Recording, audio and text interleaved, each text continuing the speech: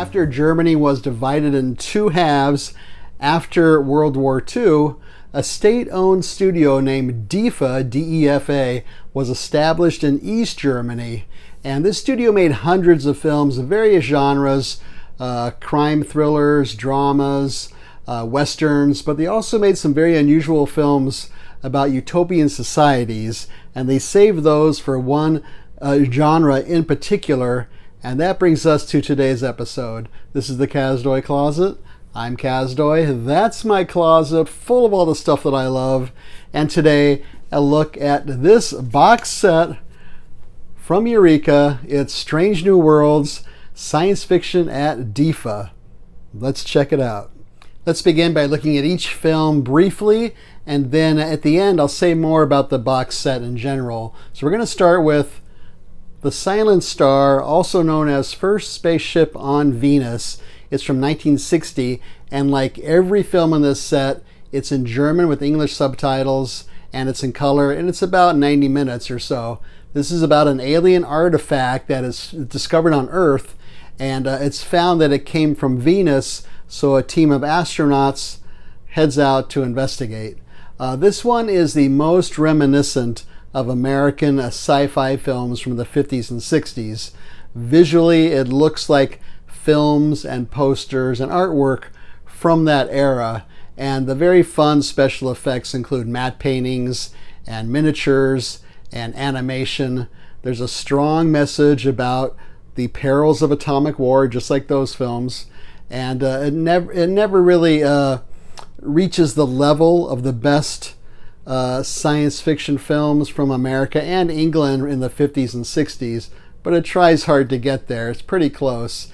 It has a strong socialist message, without ever saying socialism, of course. The crew is composed of various ethnicities and genders in equal roles on the spaceship, and some of the dialogue extols the benefits of a socialist society. And there's even at the end this kumbaya moment where they're all kind of embracing each other and holding hands and showing the possibilities of an idealistic utopian society. So my rating for The Silent Star is 3.5 rocket ships out of 5. This is one of the best films in this set. Next up we have Signals, a space adventure from 1970. This is about a spaceship that loses its bearings, and the commander of another space crew decides to head out there to investigate. There's only one reason really to watch this film, and that's for the special effects. Immediately you'll realize it's obviously inspired by 2001: A Space Odyssey, one of my top 10 films. The effects are actually quite good.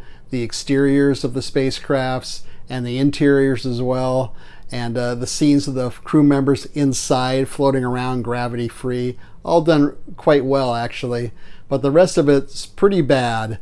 There's no real tension, drama, or character development. Any Cold War message, which is always a fun part of these films, is briefly mentioned, then it's dropped right away. There's some fun sound effects with weird noises and stuff, and some goofy futuristic clothing to look at. There's some weird scenes interspersed with these characters frolicking on the beach in bright sunlight. They're doing handstands, and it's just really odd. And watching this just made me think I really want to watch an American or a British science fiction film from the 50s and 60s even more.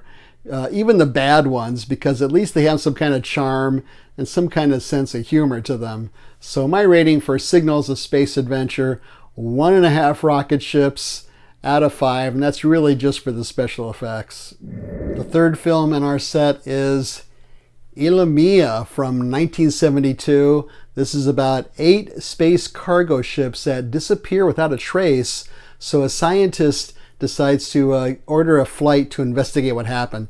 You may have noticed that all these films have a similar idea. Something happens, there's a distress call or a signal is sent, and so people go out to investigate what it is.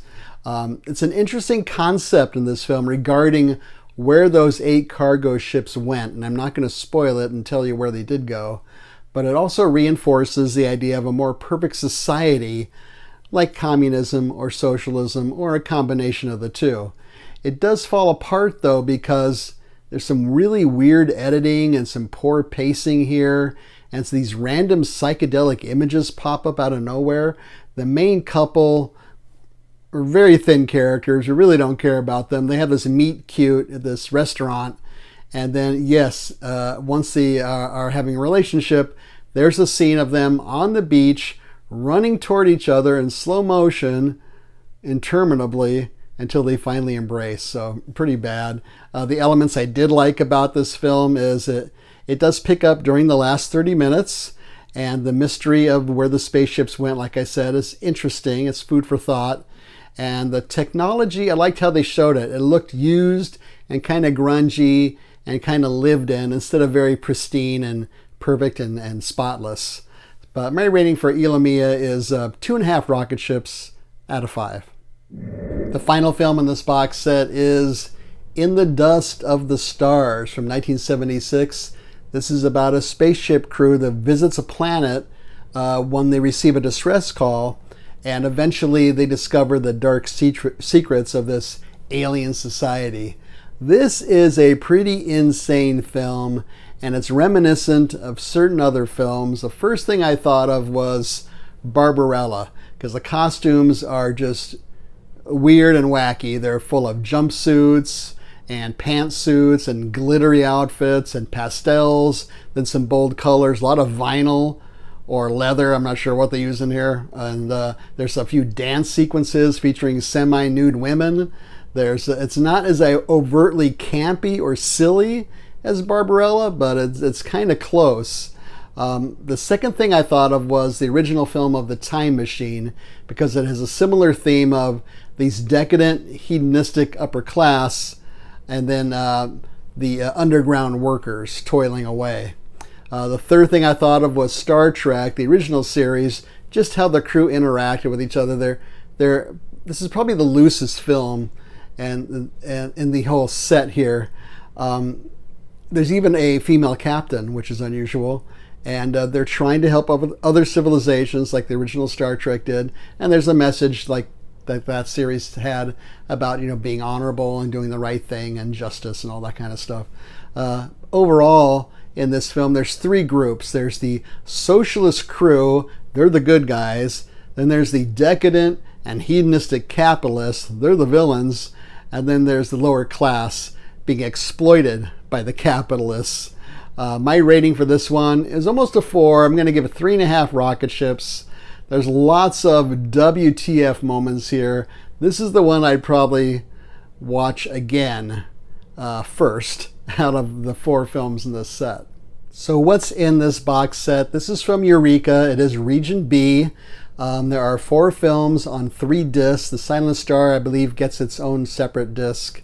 There's a 60-page bound booklet with lots of really good information, putting this in context, historical context.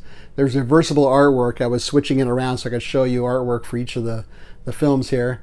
And there's loads of extras, as you can see here, if you want to freeze frame that. And picture quality, I thought was just excellent. Overall, I would say it's a mixed bag, as you could probably see from my ratings. It begins and ends on high notes, those 2 films, beginning and ending. And mostly I think this would appeal to like either hardcore science fiction fans, but also if you're very interested in the artistic output of that part of history, East Germany, and what they were producing at that time. It's a beautifully designed box set. It comes in this holder here. So this comes out like that, and that's just the back of it. And then the full artwork. Very, very nicely done. And so it's physically, it's nice. Extra-wise, it's nice. The booklet, yes. The films, like I said, they're mixed. And I've noticed that happens with some box sets. That's probably fodder for an entire episode in itself, where some companies put out these really nicely designed and produced box sets, but the films themselves, negligible, right? So looks can often be deceiving. So in fact, leave a comment down below. I'd be curious if you've experienced some box sets where it looked really good, the packaging was good, it was sold really well, but the films themselves leave a lot to be desired. Leave a thumbs up, don't leave a thumbs down, subscribe would be great. Share this with your friends and neighbors. We're still getting very close to 2,000 subscribers, so thank you all for subscribing, really appreciate it. That's free. What's also free is we're on the Letterboxd app under the Kazdoy Closet. There's a link take you down below there in the notes to take you directly there. And what's not free is my ebook is available. It is True Tales from the Teacher Trenches. It's for your Kindle, and it tells you in the notes how to get to that thing. And if you have Kindle Unlimited, it's included with that. So that's about it. Thanks so much for watching. Hope you like this one. See you next time.